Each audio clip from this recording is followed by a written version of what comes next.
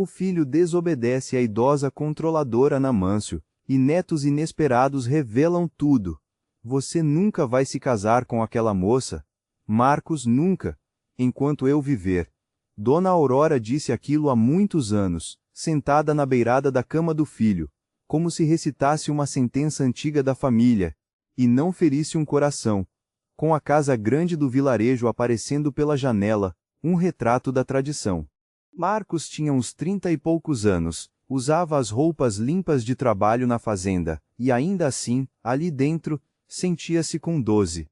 Antes de entrarmos na história completa, diga de onde você está assistindo e que horas são aí. Inscreva-se no canal e vamos começar. Mãe, eu amo a Isabel, Marcos disse. Mesmo assim a voz dele tremeu. Os olhos cansados de Dona Aurora nem piscavam. Amor não paga a conta da venda. Amor não mantém as terras da família. Amor não protege o nosso nome. Do Silveira. Isabel é boa, honesta, trabalhadora, mas da roça. Dona Aurora cortou seca.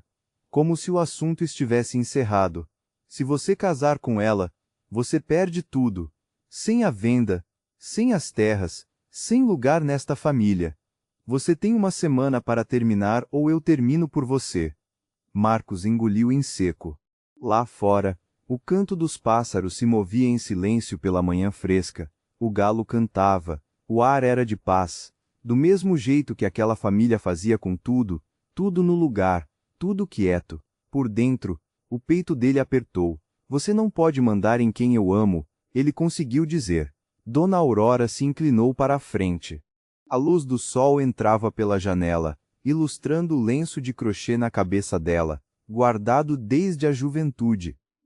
Eu mando nos recursos que mantêm você sendo quem você é. Quer bancar o corajoso? Então faça isso sem meu sobrenome, sem meu dinheiro e sem as terras que são a vida da nossa gente. Ele quis levantar, quis sair dali e respirar de verdade. Mas a foto do avô, do pai, da família toda pendurada na parede, homens de bigode e olhar sério, um legado pesado. Puxou ele para o lugar. Ele pensou nos papéis da terra que nunca leu direito, no trabalho na venda, no apartamento sobre a venda, na vida inteira construída com permissões. Eu preciso de tempo, ele sussurrou. Você tem uma semana, Dona Aurora repetiu. Termine. Naquela noite, Marcos ficou sozinho no apartamento por 3 dias, que pareceram um único ataque de pânico. Ele encarava o celular, o número de Isabel, a vida que dizia querer. Repassava cada momento com ela como se fosse um aviso que ele não queria ouvir. Lembrou da noite em que se conheceram 2 anos antes do ultimato, na festa de São João da paróquia. Daquelas em que gente simples se alegrava de verdade, enquanto tomava quentão e dançava a quadrilha. Marcos amava aquilo. Estava encostado perto de uma barraca, fingindo ajudar a organizar as rifas quando ouviu uma risada que não parecia ensaiada. Isabel Mendes estava do outro lado do terreiro, num vestido de chita simples, os cabelos presos com fita. Conversava com um grupo de amigos e quando ria, o ambiente inteiro parecia mais leve. Marcos foi até lá com as mãos suadas e cuidado demais. Eu sou o Marcos, ele disse porque nunca soube ser normal. Isabel olhou para ele como se enxergasse através da fantasia. Isabel, você também está se escondendo dessa música tão animada? Ele riu, surpreso por ainda conseguir. É bem animada mesmo. Quer dar uma volta? Ela perguntou direta, com naturalidade. Tem uma picolé na praça. Melhor que a barraca, menos agito. Eles foram, comeram picolé sentados no banco da praça, e conversaram por 4 horas. Marcos contou sobre crescer cercado de regras, sobre perder o pai cedo, sobre a pressão que substituiu o luto por obrigação. Isabel contou da infância simples no sítio, de trabalhar desde cedo, de cuidar dos irmãos, do sonho de ter uma vida honesta e feliz. No fim da noite, Marcos soube daquele jeito silencioso e assustador que estava se apaixonando. Por 2 anos eles namoraram em frestas de tempo, caminhadas no campo aos domingos, jantares tarde da noite na venda vazia, fins de semana na beira do rio, em que Marcos finalmente parecia relaxar com o vento no rosto. Ele apresentou Isabel a amigos da juventude, e todos gostaram dela. Um amigo dele, o Zé, puxou Marcos de lado uma vez e disse: "Não estraga isso. Ela é a melhor coisa que aconteceu com você." Marcos manteve Isabel longe de Dona Aurora o máximo que conseguiu. Não por vergonha dela, por vergonha de si mesmo. Ele dizia: "Minha mãe é difícil." E Isabel respondia: "Eu aguento difícil. Eu não aguento mentira." Ele prometeu que falaria com a mãe em breve. Dona Aurora descobriu antes. Ela sempre descobria. Vizinho fofoqueiro, sussurro de alguém bem informado. Uma foto tirada sem Marcos perceber. E agora ele estava no apartamento, olhando para o celular como se fosse uma arma. Na quinta-feira à noite, Marcos ligou para Isabel, e fez a pior coisa que já fez na vida. "Marcos?" Isabel atendeu com a voz quente. "Eu estava pensando em você. Eu não consigo mais." Ele soltou como se pudesse correr da verdade. Um segundo de silêncio. "Do que você está falando?" "Isso. A gente não consigo." Ele empurrou a mentira para fora. "Eu não quero mais." "Marcos, olha para mim e diz isso. Vem aqui. Vamos conversar pessoalmente." "Não." A voz dele falhou. "Eu tenho que ir." "Desculpa." Ele desligou o celular e chorou no chão até de manhã, porque a parte dele, que ainda tinha coluna, sabia exatamente o que tinha feito. Isabel ligou de novo e de novo 20 vezes, mas os áudios foram se acumulando como pedidos que não voltavam. "Marcos, por favor, me liga. Aconteceu uma coisa importante." "Por favor." Ele ouviu todos. Não respondeu nenhum. 2 semanas depois, Dona Aurora o chamou para jantar na casa de uma amiga tradicional. Sônia Lima estava lá, elegante, arrumada. Família antiga, sorriso treinado. Dona Aurora sorria como quem já tinha o resultado. A Sônia voltou da capital. Dona Aurora disse: "Fez faculdade boa. Vocês têm tanto em comum." Marcos mal se lembra do que Sônia falou naquela noite. Ele se lembra de como a mãe observava, calma, satisfeita, como se estivesse fechando um contrato. 4 meses depois, Marcos pediu Sônia em casamento num coreto antigo da praça, porque era isso que a vida dele exigia. 6 meses depois de abandonar Isabel, ele casou com Sônia no salão da igreja, numa cerimônia que parecia capa de revista e por dentro não parecia nada. Sônia chorou de emoção na frente das câmeras. Marcos sorriu para fotos, sentindo como se estivesse assistindo ao próprio enterro. Agora, 6 anos depois, Dona Aurora, com seus 70 e poucos anos, estava sentada na varanda da casa, no vilarejo, olhando o movimento da rua. Por fora, respeitada, por dentro vazia. Uma mensagem chegou no celular. "Marcos. Jantar na sua mãe hoje. 19. Não atrasa. Jantar de domingo na mansão. Toda semana Dona Aurora perguntava com um sorriso doce. "E os netos?" Toda semana Marcos se encolhia por dentro. Eles tentaram por anos, médicos, exames, especialistas. E no fim vinha sempre a mesma resposta educada e confusa. Não havia nada de errado do ponto de vista médico. Sônia mantinha a esperança como quem segura uma vela que queima a mão. Marcos mantinha a culpa como uma pedra no estômago. Uma noite, 3 meses antes do aniversário de 80 anos de Dona Aurora, Sônia encontrou Marcos chorando no escritório da venda às 2 da manhã. "Marcos", ela falou baixo. Ele limpou o rosto rápido demais. "Eu estou bem, só cansado." "Você não está bem." A voz dela ficou mais firme. "Você está chorando como se alguém tivesse morrido." "Trabalho." Ele mentiu. "Um negócio deu errado." Sônia olhou para ele com cansaço e lucidez. "Você mente para mim faz anos. Eu não sei sobre o que, mas eu sei que mente." Então ela fez a pergunta que deveria ter encerrado o casamento com honestidade e não com desgaste. "Você amou alguém antes de mim?" Marcos podia ter dito a verdade, podia ter falado o nome de Isabel, podia ter parado de destruir todo mundo com silêncio, mas o medo ganhou de novo. "Não", ele disse, "você foi a única." Sônia não gritou, só olhou como se ele fosse um desconhecido. Você é um péssimo mentiroso, ela falou e saiu. Eles nunca falaram disso de novo. 2 semanas antes da festa, Dona Aurora apertou ainda mais no jantar. Sônia, querida, você já tem 38. O tempo passa. Quando você vai me dar netos? A mão de Sônia parou no ar. Ela pousou o garfo devagar. A gente está tentando, Dona Aurora.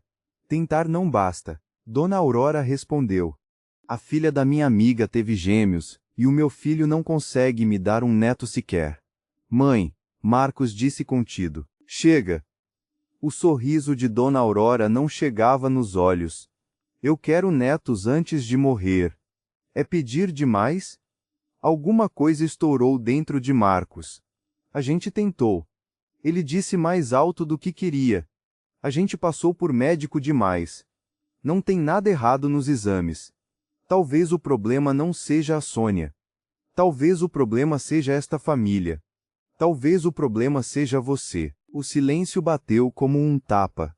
Marcos saiu da mesa, foi até um bar e bebeu sem sentir gosto.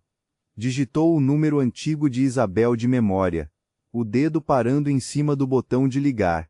Imaginou ela atendendo ou não. Apagou e pediu mais um. Na manhã do aniversário de 80 anos de Dona Aurora, Marcos acordou cedo. Sônia já estava na frente do espelho, fazendo maquiagem com uma calma de quem se veste por armadura. Sônia, Marcos disse. Ela respondeu sem virar. Você é feliz? A mão dela parou. No reflexo, os olhos encontraram os dele. Que pergunta é essa? Sônia pousou o pincel. Não, Marcos. Faz tempo que eu não sou feliz, mas eu nem sei como sair. Isso virou tudo o que eu conheço. E você? Ela perguntou. Você é feliz? Marcos engoliu. Não. Eles se vestiram em silêncio. Na casa havia barracas no quintal, uma banda de forró, garçons com bandejas de doces. Convidados sorrindo, olhando, julgando. Zé encontrou Marcos perto do bar. Você está com uma cara péssima. Zé falou. Quando foi a última vez que você dormiu? Estou bem. Marcos mentiu. Zé baixou a voz. Você ainda pensa na Isabel. Marcos ficou duro. Isso já faz tempo. Eu vi ela numa notícia.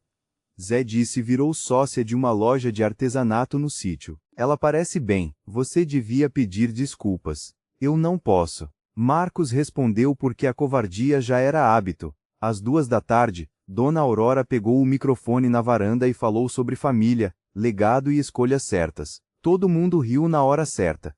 Então a música parou. Um som grave atravessou o quintal. As pessoas olharam para a rua. Um carro antigo parou na frente da casa como se trouxesse sentença. Ele parou bem no meio da tarde perfeita de Dona Aurora. A porta abriu. Isabel desceu. De vestido florido. Cabelo natural. Queixo erguido. 3 crianças desceram atrás dela, de mãos dadas. O grupo inteiro congelou. Isabel caminhou no meio de um silêncio pesado. As pessoas encaravam a mulher, atravessando aquele mundo aparado e brilhante, como se fosse impossível. Marcos estreitou os olhos sem entender até o sol bater no rosto dela. O coração dele parou. Isabel. Então ele viu as crianças e a menina viu ele. O sorriso dela se acendeu como manhã. Pai! Ela gritou. A palavra ecoou no quintal. Os 3 correram. Correram com a certeza de criança que sonhou aquilo 1000 vezes. Subiram os degraus, chegaram em Marcos e abraçaram as pernas dele. Pai, a gente te achou? A menina disse chorando. A mamãe falou que a gente ia te conhecer. O menino do meio disse sem fôlego. A gente treinou o que ia falar. O outro falou sério, mas agarrado. A taça de Sônia escorregou da mão e estourou no chão de cimento. Os dedos de Dona Aurora apertaram o microfone. O rosto dela perdeu a cor. Marcos olhou para 3 pares de olhos com traços que ele reconheceu como se fosse um espelho quebrado, e entendeu de uma vez o peso de 6 anos. Quantos anos eles têm? Sônia sussurrou, a voz partindo. 5. Marcos respirou, e a conta matou o que restava da mentira. Isabel subiu os degraus com calma. Com licença. Meu nome é Isabel Mendes, ela disse, olhando primeiro para Sônia. Eu sinto muito que você tenha descoberto assim. Descoberto o quê? A voz de Sônia subiu. Que meu marido tem filhos, que o nosso casamento foi uma mentira. Convidados se inclinaram. Celulares apareceram. Cada frase virava fofoca ao vivo. Dona Aurora achou a própria voz, afiada de pânico. Essas crianças não podem ser do meu filho. Mas ela encarava aqueles rostos e sabia. São. Isabel respondeu. Ricardo, Rui, Cecília. Marcos é o pai deles. Cecília levantou a mão e tocou o rosto de Marcos. Pai, por que você está triste? Você não está feliz? Marcos quebrou, ajoelhou e puxou os três para os braços, soluçando. Eu estou feliz, ele conseguiu dizer. Eu sinto muito. Os olhos de Sônia endureceram num tipo de clareza. Eu perdi 5 anos, ela disse, baixa e cortante, tentando ter filhos com você, achando que tinha algo errado comigo. E você já tinha 3. Marcos tentou falar, mas ela ergueu a mão. Não, Sônia disse. Não fala meu nome como se ainda significasse alguma coisa. Ela entrou na casa. Minutos depois, voltou com uma mala pequena. Um vizinho trouxe o carro. Sônia foi embora sem olhar para trás. O casamento morreu no silêncio. Isabel falou alto o suficiente para todo o quintal ouvir. Eu não vim por vingança. Eu vim porque meus filhos têm direito de conhecer o pai. Ela se virou para as crianças com doçura. Vão com a tia Antônia. 1 minutinho. Tá, mas pai. Cecília começou. Só 1 minutinho, meu amor. Isabel disse firme. Eu prometo que ele não vai sumir. A contragosto. Os 3 foram. Olhando para trás várias vezes, como se precisassem ter certeza de que Marcos não evaporaria. Isabel encarou Marcos. Eu te liguei 20 vezes. Eu disse que estava grávida. Você nunca respondeu. Minha mãe mandou eu te bloquear. Ele sussurrou. Os olhos de Isabel não amoleceram. E teria mudado alguma coisa se você soubesse? Marcos abriu a boca, fechou. A verdade doía mais do que a mentira. Agora eu não sei. Ele disse. Pelo menos você foi sincero. Isabel respondeu. Eu criei os 3 sozinha. Eu construí nossa vida sozinha. Mas eles estão aqui e estão vendo. Então você escolhe agora. Marcos olhou para a mãe. Dona Aurora estava dura, já calculando punição. Se você escolher essas crianças, Dona Aurora avisou. Fria, eu corto você sem o trabalho, sem as terras, sem lugar nesta família. Marcos olhou para os 3 perto do carro. Ricardo em pé. Sério?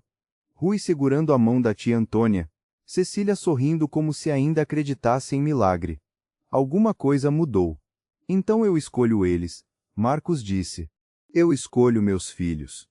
Um choque correu pelos convidados. A boca de Dona Aurora abriu, mas não saiu nada.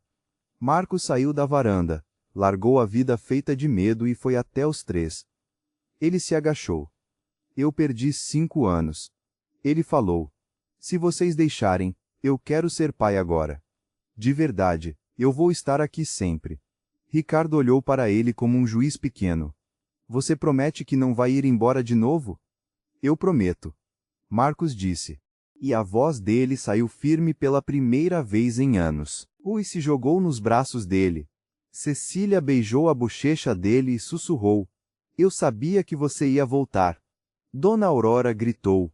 Saiam da minha propriedade. Cecília se encolheu. Pai, por que aquela senhora está gritando? Marcos se levantou, segurou a mão da filha. Porque ela fez escolhas ruins. Ele disse. Alto o suficiente para a varanda ouvir. Esses são seus netos, mãe.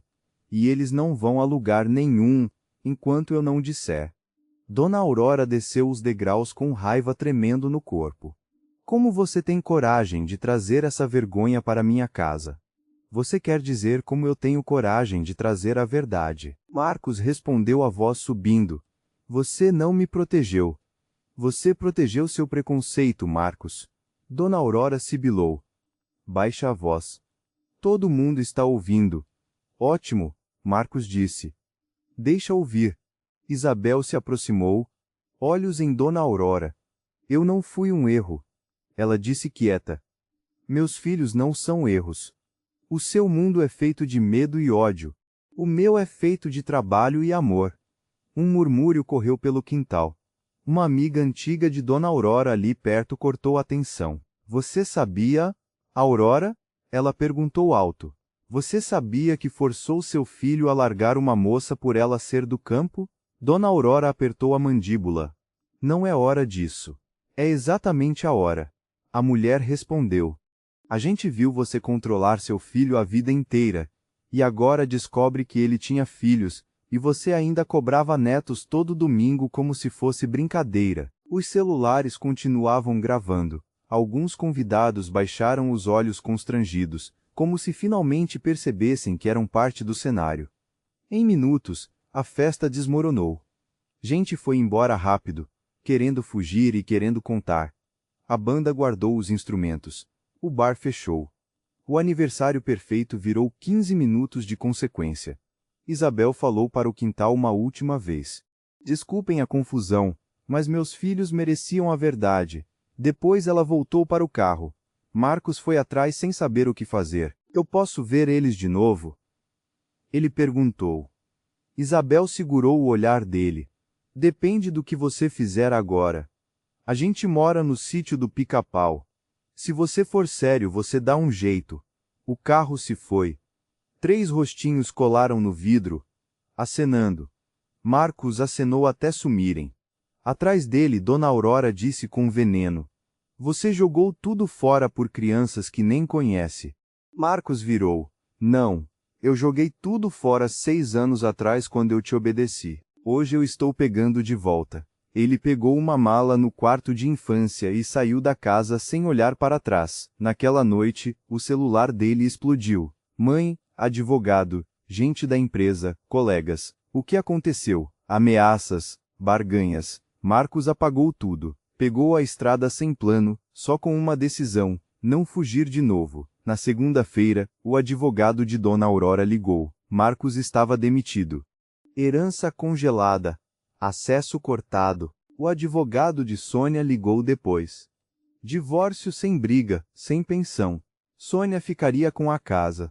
Marcos aceitou tudo, não discutiu, não ameaçou, não pediu misericórdia. Ele passou anos pedindo misericórdia para as pessoas erradas.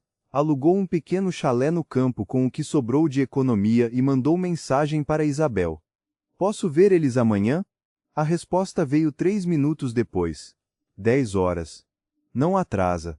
Às 9h45, Marcos estava na porta. A tia Antônia abriu sem simpatia. Entra.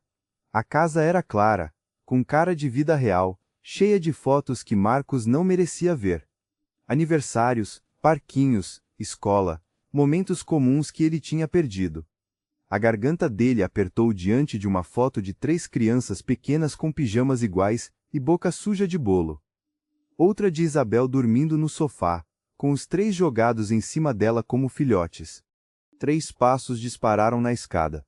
O pai voltou. Cecília sussurrou e se jogou nele.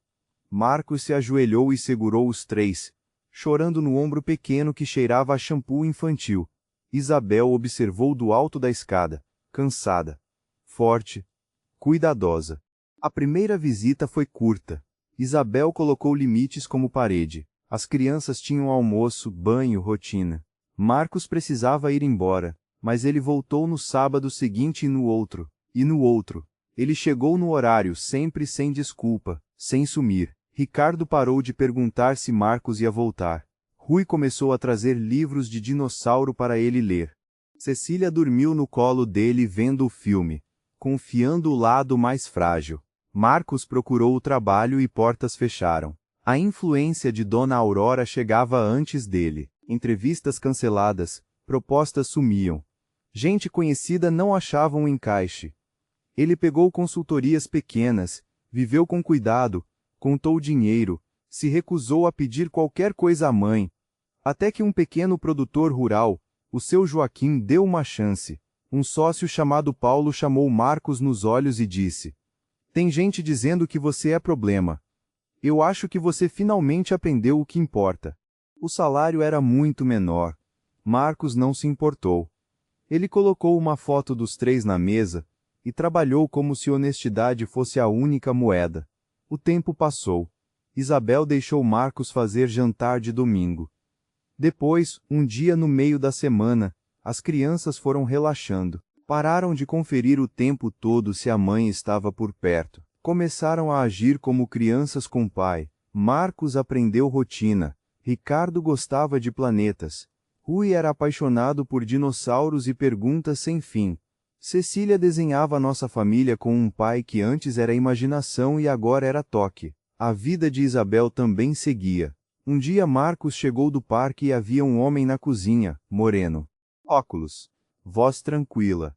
"Marcos, esse é o André", Isabel disse. "Ele dá aula de história na escola rural." André cumprimentou Marcos com respeito, sem disputa.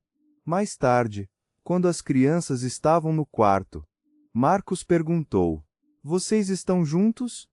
"Estamos." Isabel respondeu: "Há alguns meses." Marcos sentiu um aperto estranho, arrependimento. Um fechamento de porta, mas assentiu. "Ele te trata bem?" "Muito", Isabel disse. "Então eu fico contente", Marcos respondeu. E era verdade, porque ele estava aprendendo o que era amor, sem controle. Dona Aurora tentou voltar por advogado. Marcos disse não. Depois ligou ela mesma com a voz menor do que ele lembrava. "Eu quero pedir desculpas", Dona Aurora disse. "E conhecer meus netos." Marcos não correu para perdoar. Ele perguntou às crianças. Elas já tinham idade suficiente para escolher. 2 semanas depois, fizeram uma visita curta à casa antiga. A casa era a mesma, enorme, bonita, vazia, mas Dona Aurora parecia diferente, mais velha, menor, como se a própria casa tivesse engolido a arrogância e deixado só o arrependimento. Ela encontrou os três na escada, sem joias, sem show. Pediu desculpas para Marcos e depois para as crianças. "Eu estava errada." Dona Aurora disse com lágrimas atravessando o orgulho. "Eu deixei o preconceito mandar em mim." Os três foram educados e distantes. Tempo roubado não volta, confiança não se dá de presente. Mas devagar, visita por visita, Dona Aurora aprendeu a ouvir em vez de mandar. Apareceu num recital de Cecília. Perguntou sobre dinossauros. Tentou. Cura não veio com discurso. Veio com escolhas pequenas, repetidas. Depois da primeira volta, Marcos e Isabel passaram a conversar mais como parceiros de criação, sem romance, sem facilidade, mas de forma real. "Você não ganha ponto por aparecer uma vez", Isabel disse uma noite depois que as crianças dormiram. "Você ganha por aparecer sempre." "Eu sei." Marcos respondeu exausto. "Eu estou tentando refazer tudo do zero." "Você não precisa refazer tudo", Isabel disse. "Você precisa refazer confiança." Isso virou a regra. Marcos construiu vida em volta de constância. Mudou para um chalé com um quarto a mais para as crianças dormirem quando ficassem. Terça e quinta viraram noite do pai. Ele aprendeu a montar lanche decente. Aprendeu qual bichinho de pelúcia Cecília precisava quando ficava nervosa. Aprendeu que Ricardo fazia cara de duro quando estava com medo, e que Rui perguntava 1000 coisas porque curiosidade era o jeito dele de se acalmar. Na porta da escola rural, Cecília corria e se jogava no colo dele. "Pai, adivinha o que aconteceu hoje?" Todo dia era um universo novo. Ricardo começou a fazer perguntas mais difíceis. "Por que você foi embora?" Ele perguntou numa noite na mesa da cozinha. Caderno aberto. Marcos não desviou. "Porque eu tive medo?" Ele disse. "E porque eu escolhi errado." "Você teve medo da gente?" Ricardo perguntou baixinho. "Não." Marcos respondeu na hora. "Nunca de vocês.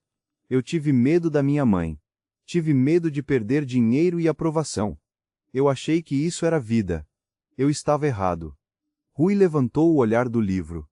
Sua mãe é a senhora que gritou. É, Marcos disse. Ela ainda é ruim? Rui perguntou. Ela está tentando não ser. Marcos respondeu com cuidado. Mas tentar leva tempo. Cecília desenhou círculos com o dedo na mesa. Você ama a gente? Ela perguntou como se a pergunta pudesse cair no chão e quebrar. A garganta de Marcos fechou. Mais do que tudo, ele disse. E eu sinto muito por ter demorado para provar. Isabel via esses momentos de portas e corredores, protetora sem ser cruel. Ela não colocava as crianças contra Marcos, mas também não adoçava a verdade. A regra dela era simples. O coração deles não era moeda de troca. Vieram reuniões na escola e Isabel chamou Marcos sem drama. Semana que vem tem reunião com as 3 professoras. Você pode ir? Claro. Ele respondeu. E era promessa de verdade. Ele ouviu elogios de Ricardo em matemática. Disseram que Rui tinha imaginação que encorajava os outros. Falaram que Cecília era gentil, do tipo que percebe quem está sozinho e vai sentar junto. No estacionamento da escola, Isabel disse baixo. Você é bom nisso. No quê? Em ser pai. Isabel respondeu. Você presta atenção. Você aparece. Isso é a maior parte. Marcos respirou como se tivesse passado anos sem ar. Eu perdi tanta coisa. Tempo não volta, Isabel disse. Mas dá para parar de desperdiçar o tempo que ainda existe. No trabalho, Marcos enfrentou outra luta. Dignidade sem sobrenome famoso. Ele aprendeu na prática o que era ser bom sem rede de proteção. Aprendeu humildade por ser ignorado e pouco a pouco, o produtor, seu Joaquim, começou a ver valor nele. Clientes pediram por ele. Paulo confiou apresentações. Marcos passou a liderar sem se esconder. Enquanto isso, André virou presença firme na vida de Isabel, ajudando num trabalho de ciências, conversando com as crianças, fazendo Isabel rir. Marcos não gostava de sentir isso, mas respeitava. Quando André comentou que queria pedir Isabel em casamento, Marcos sentiu a última porta do se fechar. Eu estraguei minha chance. Marcos admitiu uma noite lavando a louça depois do jantar. Isabel não fingiu que não. Sim, ela disse. E então mais suave. Mas você não está estragando a chance deles agora. Isso é o que importa. Feriados testaram tudo. No fim de ano, Isabel reuniu a família em casa. André ajudou na comida. A tia Antônia levou sobremesa. As crianças comeram, riram, fizeram bagunça. Depois, Marcos levou os 3 para uma visita curta à casa antiga, porque Rui achou a ideia de 2 jantares a coisa mais genial do mundo. Dona Aurora preparou tudo, comida, enfeite, presentes, mas o que importou foi que ela ouviu, não corrigiu, não mandou, não exigiu. Cecília explicou o balé com seriedade total. É difícil, ela disse. A gente dança na ponta do pé. Eu queria muito te ver dançar um dia. Dona Aurora falou com cuidado. Se você quiser. Cecília olhou primeiro para Marcos. Ele assentiu. Tá. Ela disse. Na volta. Ricardo falou. E ela está melhor. Mas eu ainda não conheço ela. Tudo bem? Marcos respondeu. Conhecer leva tempo. Confiar também.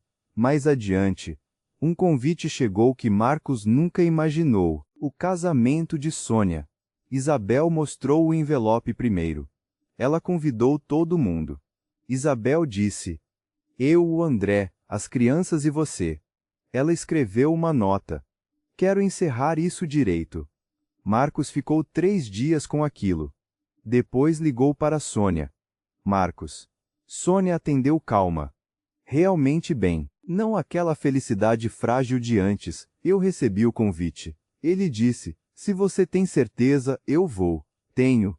Sônia respondeu. Eu fiquei com raiva por muito tempo. Aí eu conheci alguém e entendi uma coisa. O pior relacionamento da minha vida me levou para o certo. Eu fico feliz por você, Marcos disse baixo. Você merecia alguém honesto. A cerimônia foi pequena numa igreja do vilarejo. Poucos convidados, sem performance. Sônia estava simples e bonita. O noivo olhava para ela como se ela fosse a única pessoa do lugar. Marcos ficou no fundo e sentiu algo que parecia alívio limpo. Ela estava bem e a culpa dele não precisava mais prender ela. Na recepção, Sônia se aproximou. Obrigada por vir, ela disse. Parou um instante.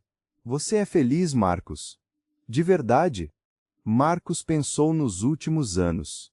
O carro antigo, a taça quebrada, os braços pequenos abraçando as pernas dele, os sábados, a escola, o medo virando responsabilidade. Sou? Ele respondeu. Eu sou feliz. Sônia sorriu. Então a gente sobreviveu. Algum tempo depois, André pediu Isabel em casamento. As crianças ajudaram com cartazes e planos secretos. Isabel disse, sim. Quando ela contou a Marcos, ele assentiu e foi sincero. Eu fico feliz por você.